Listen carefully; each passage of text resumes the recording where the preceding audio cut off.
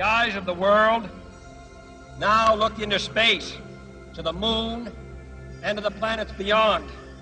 And we have vowed that we shall not see it governed by a hostile flag of conquest, but by a banner of freedom and peace. We have vowed that we shall not see space filled with weapons of mass destruction, but with instruments of knowledge and understanding. For space science, like nuclear science and all technology, has no conscience of its own. Whether it will become a force for good or ill depends on man. But I do say that space can be explored and mastered without feeding the fires of war, without repeating the mistakes that man has made in extending his writ around this globe of ours. We choose to go to the moon in this decade and do the other things, not because they are easy, but because they are hard. It's one small step for man, one giant leap for mankind.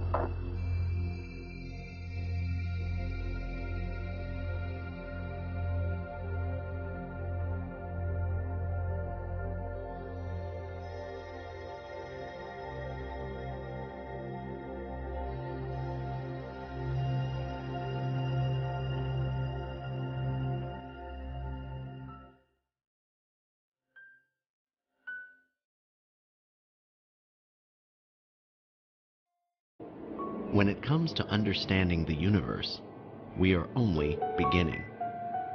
Humankind continually searches for patterns, trying to figure out, what is the universe made of? How does it work? How does our planet, our solar system, our galaxy fit in with the other pieces? And what don't we know yet? Helping us discover more pieces of the puzzle will be a new instrument on board the International Space Station called the Alpha Magnetic Spectrometer, or AMS.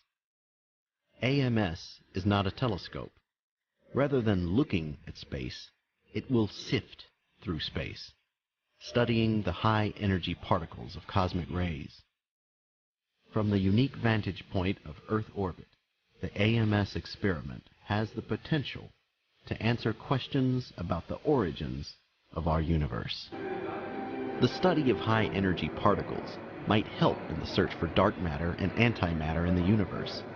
Nobel Prize-winning scientist Professor Samuel Ting, well known for groundbreaking particle physics work on Earth, has collaborated with an international team to create the Alpha Magnetic Spectrometer, a high-energy particle detector that takes particle science into space.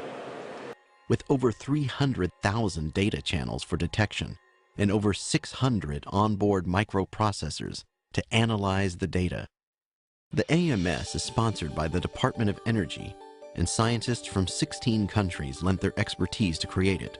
Parts from around the world were sent to CERN, the European Organization for Nuclear Research, in Geneva, Switzerland. NASA had the job to figure out how to get the 15,000-pound experiment into Earth orbit and have it operate in the hostile environment of space. The AMS was finally sent to the Kennedy Space Center, where it was ready to fly on board a space shuttle, the final large component of the space station to be sent on one of the last shuttle flights. Part of the shuttle crew is European Space Agency astronaut Roberto Vittori, who will operate the shuttle arm to grasp the AMS from the shuttle payload bay. That means that I will have the responsibility with the shuttle robotic arm to take it from the payload bay and offer to the station. But behind that specific operational task, there is a very long history. I started about 25 years ago to study physics, to think about space, to think about the universe. And the specific of the search of the antimatter was one of my main and deep interests. It may appear as a very strange coincidence that today I will be the one to take this unique piece of hardware, take it from the bay of the shuttle and give it to install on the station. For the AMS, There are many benefits to having a fully functional space station as your home. So AMS weighs 15,300 pounds. Most of that is science experiments. We do not have to carry our own power. We do not have to carry our own data systems to transmit that data back to Earth, because all of those systems are provided to us by the space station. It's a perfect example of how you can utilize the capabilities of the International Space Station to fly groundbreaking science experiments. So how exactly does the AMS work? One thing it is not is a telescope. Telescopes measure photons, packages of light, both visible and invisible to the naked eye. This type of astronomy has given us most of our knowledge of the universe thus far. But the cosmos speaks to us in languages other than light. For the AMS, this will be the first time scientists study charged particles.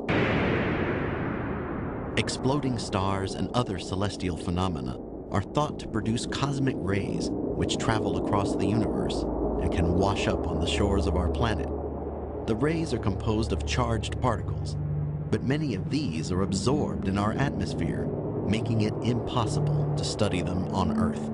But outside our atmosphere, on the space station, the AMS will be able to sift through these particles, helping us search for antimatter, dark matter, and the stuff of which the universe is made.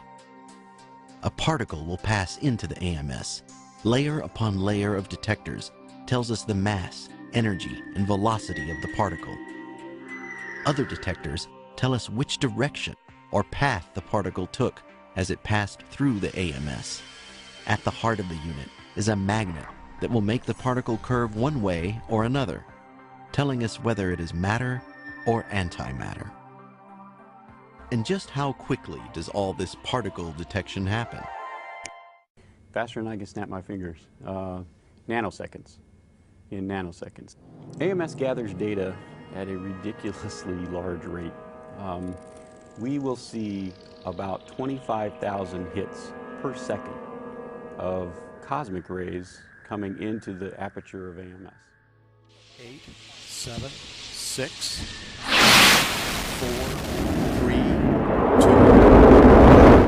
0, and liftoff for the final launch of Endeavour, expanding our knowledge, expanding our lives in space.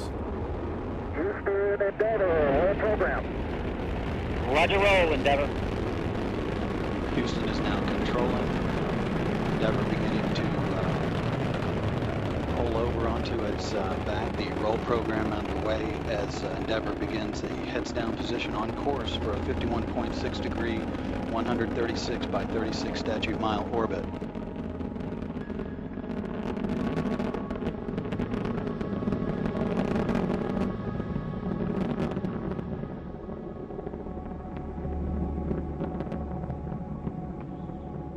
Three engines now throttling down as Endeavour passes through the area of maximum dynamic pressure on the vehicle in the lower atmosphere.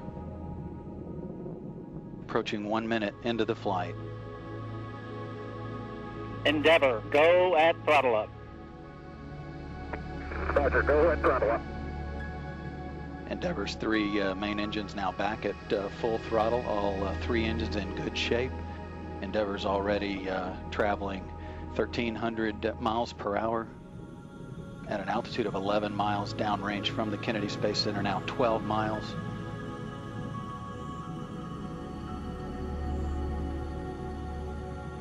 At liftoff, Endeavour fully fueled, weighed 4.5 million pounds. It's already lost half that weight in propellant now, burned that weight. Next event is burnout and separation of the twin solid rocket boosters. That upcoming here shortly at the 2-minute 3-second point. Those boosters are burning 11,000 pounds of fuel per second.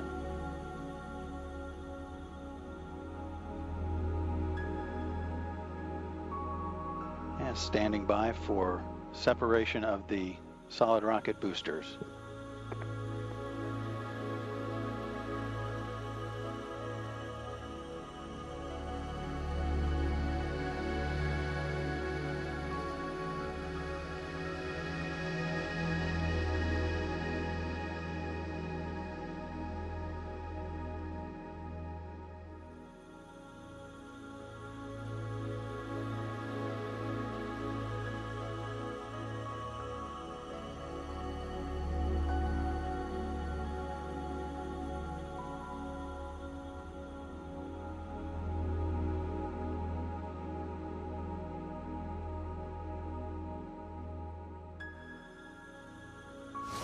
Now you can see Venus. Do the astronauts go there? Not yet. Maybe someday. In fact, there are some really smart scientists who are working on something called antimatter to power spaceships into deep space. And all the fuel that they'll need, well, it'll fit in something about like this. Cool. Where do they do that? Washington State University. Go Cougs. Washington State University, because the world needs big ideas. At any given moment, about 1,800 thunderstorms are in progress somewhere on the globe. New observations by NASA's Fermi Gamma Ray Space Telescope show that thunderstorms make antimatter. The process starts with a terrestrial gamma ray flash, or TGF, an intense pulse of gamma rays originating from thunderstorms. These dots mark TGFs observed by Fermi's Gamma Ray Burst Monitor during the spacecraft's first 8 months of operations. Researchers estimate that there may be as many as 500 TGFs each day. On December 14, 2009, as Fermi passed over Egypt, it spotted a TGF produced by a thunderstorm in Zambia. The TGF was over the spacecraft's horizon, where Fermi couldn't see it. So how could Fermi have detected it? Scientists believe that the TGF process begins in a thunderstorm's intense electrical field. Electrons within this field become accelerated upward. Above the storm, where the air is thin, the electrons can ramp up to speeds nearly as fast as the speed of light. When these ultra-fast electrons encounter an atom, they emit gamma rays. Very rarely, one of these gamma ray photons grazes an atom and transforms into a pair of particles. One, an electron, is normal matter. The other is antimatter, the electron's opposite, called a positron. The gamma rays travel in straight lines, but the charged particles spiral along lines of Earth's magnetic field. And that was the route to Fermi. The particles created by the TGF rode upward on magnetic field lines and then struck the spacecraft. The positrons annihilated when they struck electrons in Fermi, creating a flash of gamma rays. For an instant, Fermi became a gamma ray source and set off its own detectors. A fraction of a second later, some of the particles were bounced back along the same magnetic field line. They again passed through Fermi and again produced gamma rays. The spacecraft has observed this phenomenon on at least 4 other occasions. So the next time lightning flashes and thunder roars, remember, you may be witnessing antimatter in the making.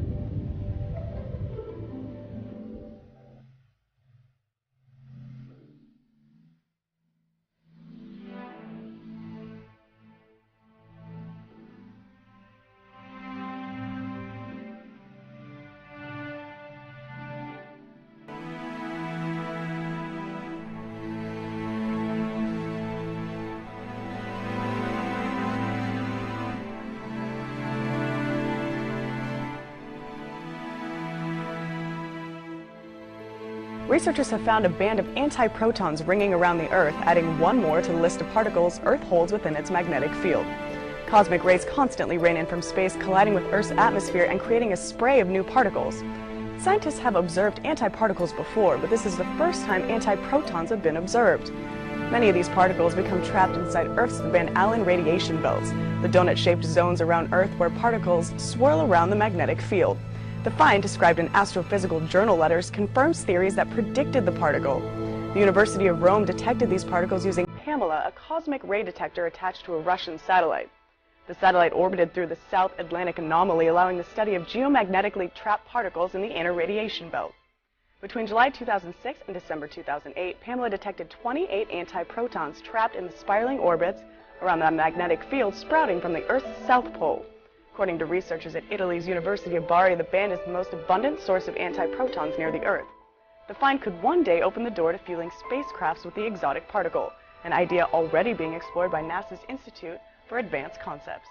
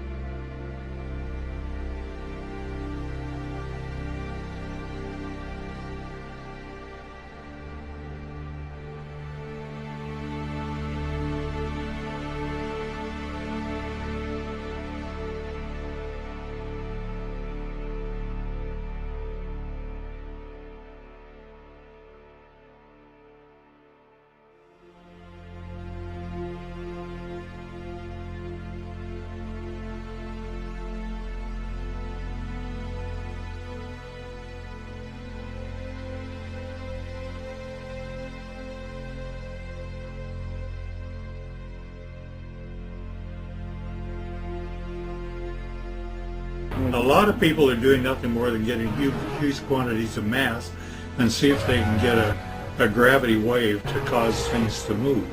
Well, that isn't what we're talking about at all. So I wondered if gravity could be related to its cousin magnetism.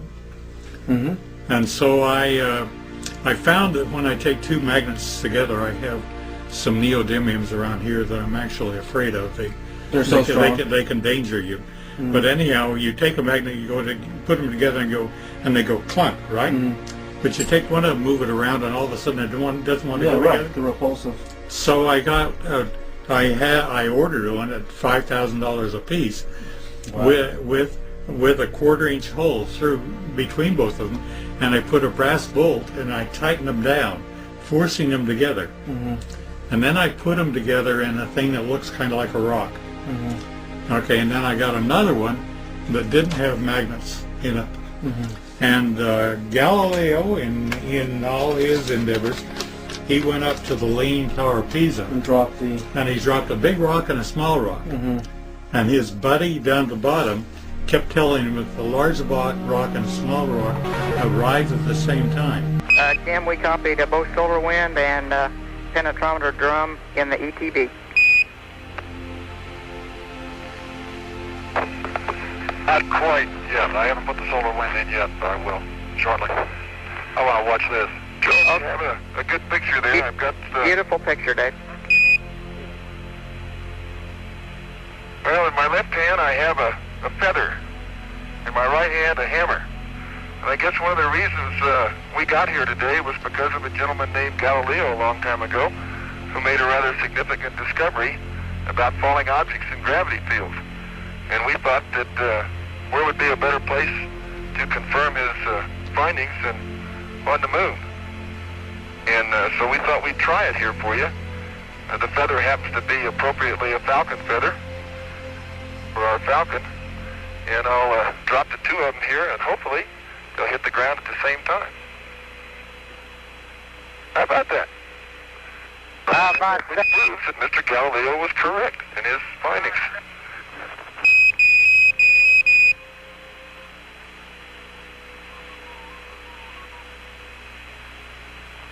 Superb.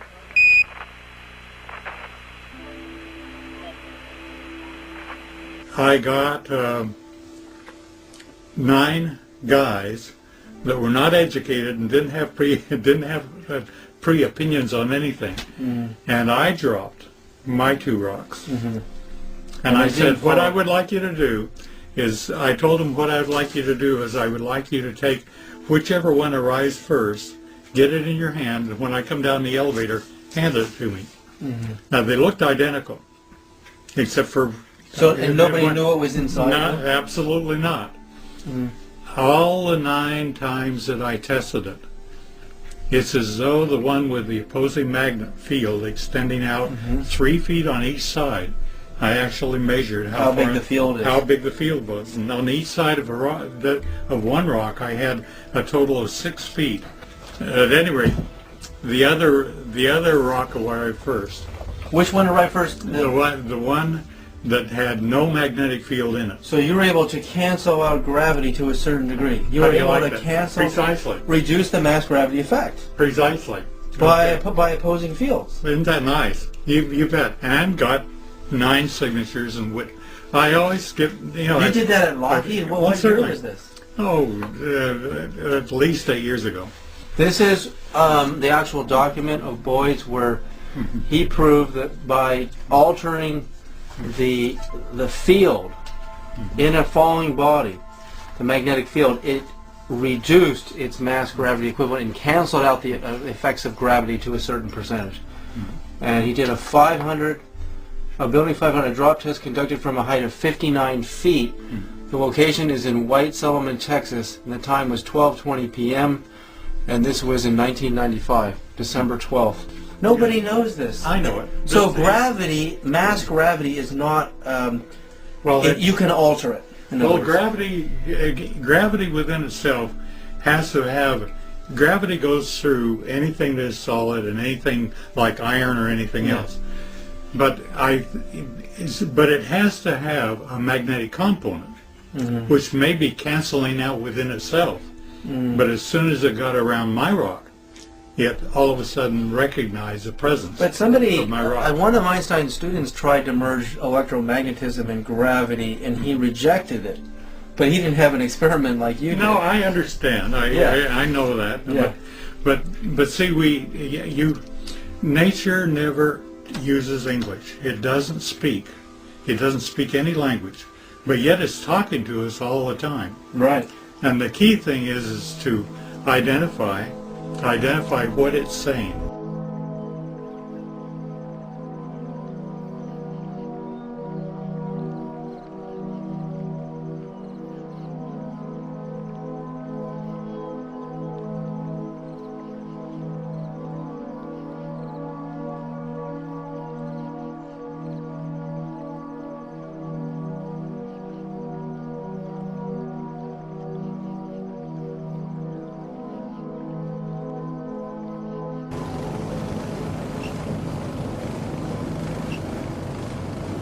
David Madeira with Hemp Technologies.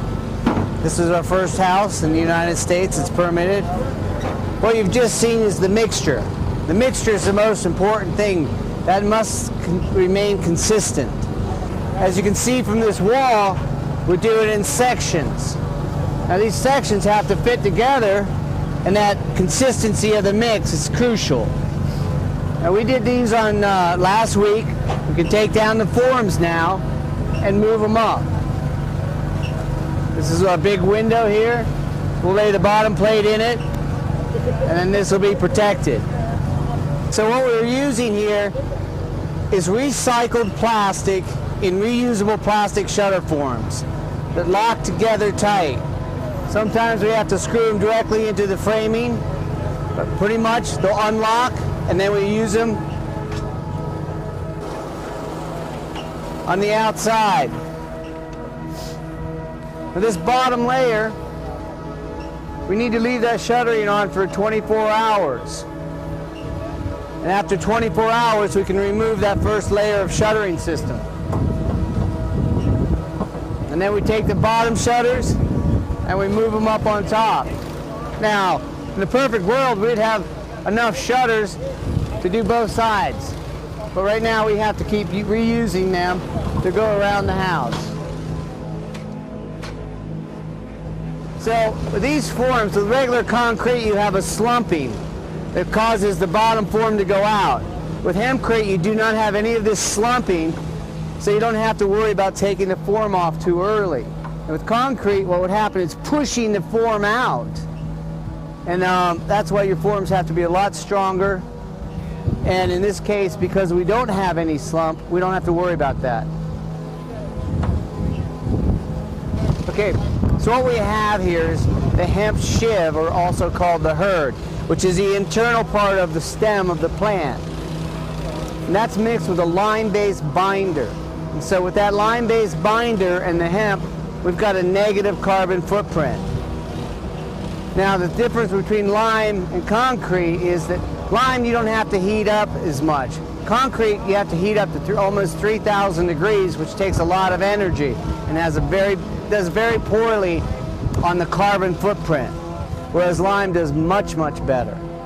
Now this binder, using the lime and the hempcrete together, you have a breathable wall, but yet air doesn't pass through, so you have a much more thermodynamic situation.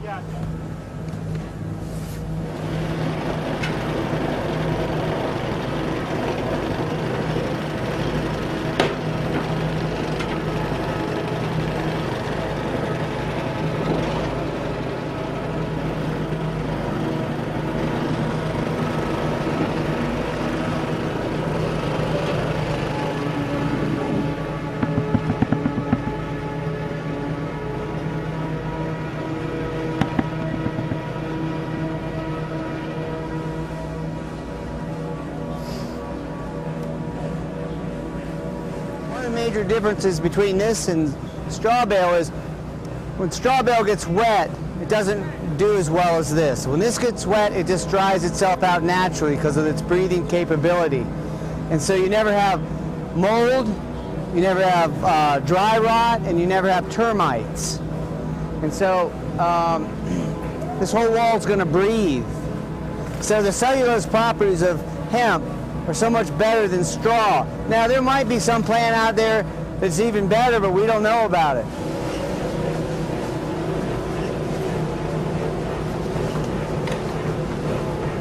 Basically what this does is, because of the lime-based binder, not only does it have a carbon negative footprint, it will pull carbon dioxide out of the air after the house is built, because the lime is trying to go back to being a rock, and it needs carbon dioxide to do that.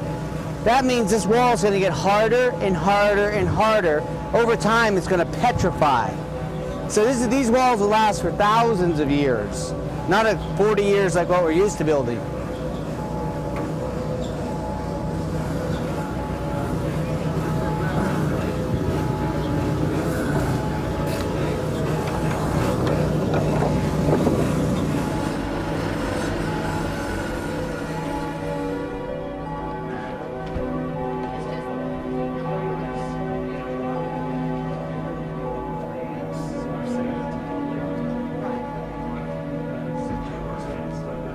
See how well in the winter conditions the hempcrete has held up. We've had freezing down to 8 degrees Fahrenheit here, back up to 32, back down. It's gotten to 40 degrees, and it's done extremely well in this weather. So once it warms up, we'll put the finishing render on it.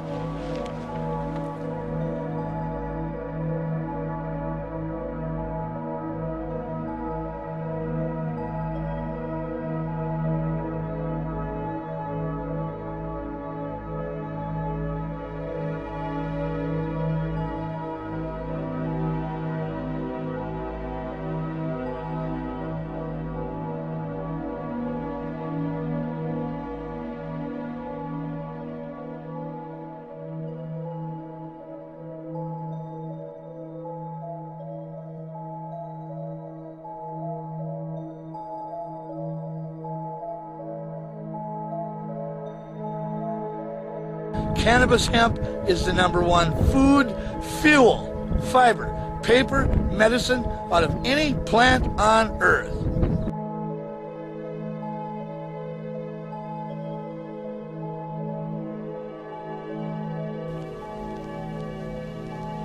Amongst the thousands of products made from hemp, one of the most extraordinary is Henry Ford's plastic car. Built in 1941, it contained cellulose fibers derived from hemp, sisal, and wheat straw. The plastic was lighter than steel, yet could withstand 10 times the impact without denting. Now today we're able to produce over 50,000 different things from that plant. Practically everything you're looking at right now can be made from hemp. Now 1 acre is only about 65 square meters. Not a very big area. But 1 acre of hemp will produce 500 gallons of ethanol. Well, that'll run your car a long ways. But there's new enzyme processes out right now that they tell me that they can get as much as 1,800 gallons of ethanol per acre. Now, 1,800 gallons would heat your house, heat your hot water, run your car, and you'd have a few hundred gallons left over. And don't think for a second that your car can't run on alcohol, because right now, over half the cars in Brazil are running on alcohol made from sugarcane. And hemp is a superior plant to sugarcane because it has the highest cellulose content. It'll produce the most alcohol by the weight. At Poet, we have a unique way that we process biomass into ethanol or cellulose into ethanol. We do that by first collecting the stover, which in this case is corn cobs and some of the light husks and leaves that come off the corn stalk. We then process that at our facility, basically take it through a milling process first. It then goes on to a pre-treatment step where we break down those particles even further through a enzymatic hydrolysis step where we convert the cellulose and hemicellulose into sugars. Those sugars then move to a fermentation stage where over time they're converted to ethanol. That ethanol is then separated from that mixture, and the remainder, which becomes a byproduct, then can be used to power not just the cellulosic plant that we're operating to do this whole process, but also can be used to power other facilities that could be located next door, such as a grain-based ethanol plant or an electric generating plant. The American government and the Canadian government had this plant listed as a non-medicinal plant. Now, if you look it up, the American government since 2003 have had medical patents on that plant. Medical patents for a non-medicinal plant? Does that make any sense to you? My name is Rick Simpson, and I'm here in the beautiful city of Rijeka to speak about the use of hemp medicine.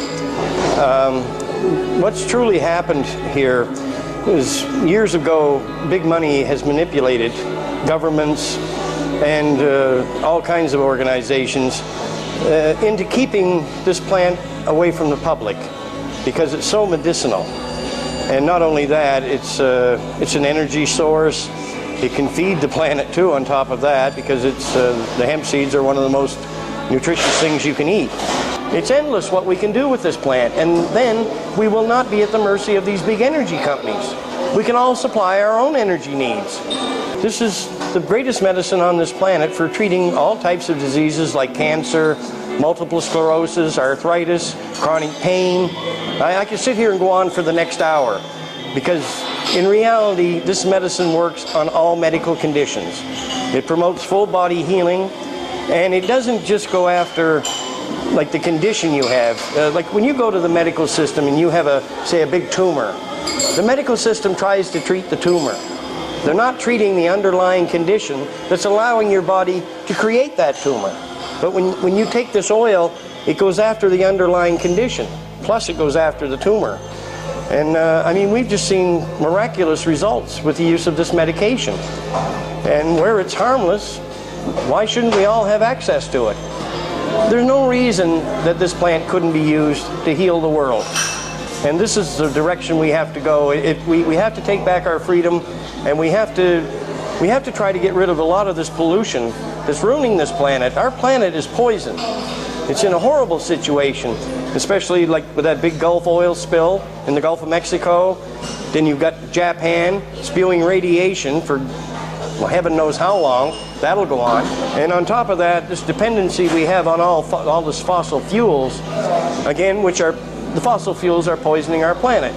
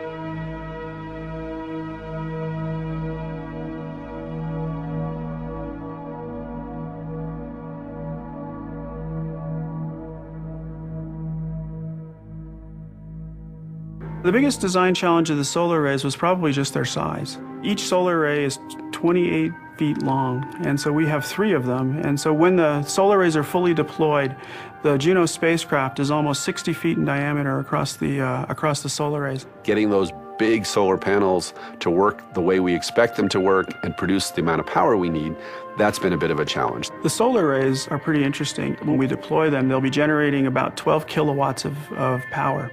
As we get further and further from the sun, that amount of energy will drop off until we finally get to Jupiter, where we're only generating 400 watts. It's not even enough to run a hairdryer. Generally, with space exploration, you're pushing the envelope of technology. Solar panels have improved a bit. The instruments have improved a bit and can run on less power.